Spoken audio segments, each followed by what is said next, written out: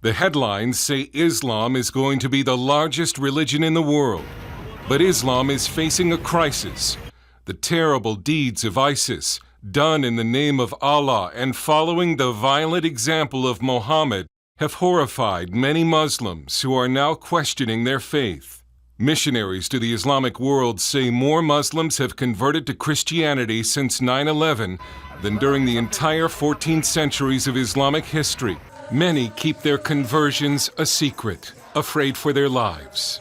In London, this British college student from a Pakistani immigrant family left Islam after a lengthy study convinced him the Quran could not be true. We hid his face because Islam teaches that apostates must be killed.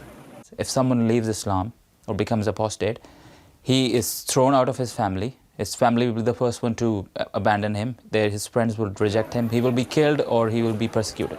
A lot of my friends, they said, okay, this is the last time we are talking to you because you disrespected Prophet Muhammad. You disrespected Islam. Imran has not yet become a Christian, but has studied the Bible and says Christianity is superior to Islam. Some ex-Muslims become atheists, but some discover a God who loves. Because of ISIS, many people become Christian. In Sweden, Pastor Fuad Rasho, himself an immigrant from Syria, has baptized more than 100 ex-Muslims. Every week, I meet almost one or more who come to me. They come to me and like to know about Christianity, about Bible, because they are very angry.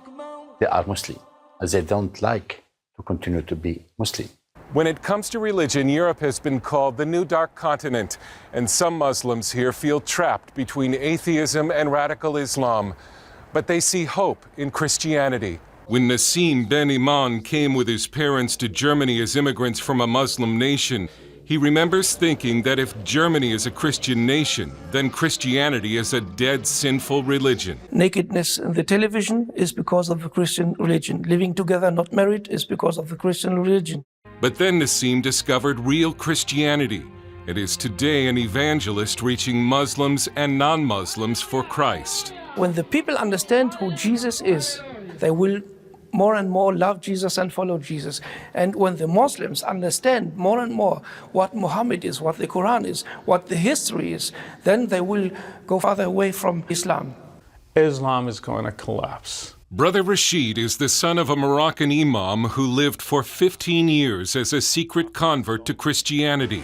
Now he hosts an Arabic-language Christian program called Daring Questions that challenges Muslims to question their faith. Many Muslims actually, they say, if what ISIS is doing is Islam, I'm leaving it. Some of them are becoming atheists. There's a huge wave of atheism in the Arab world right now. And there is also a huge wave of conversion to Christianity following Jesus Christ. I have never seen something like this. Islam was never faced with this crisis before. Nassim says Islam appears strong, but is only feeding off the spiritual void in many weak Christian nations. Let me say, the greatest power of the Islam is the weakness of the Christians.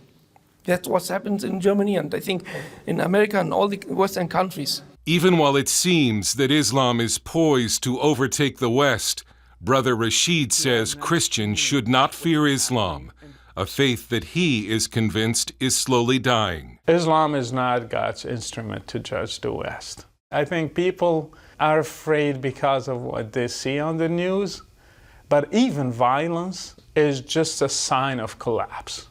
Dale Hurd, CBN News.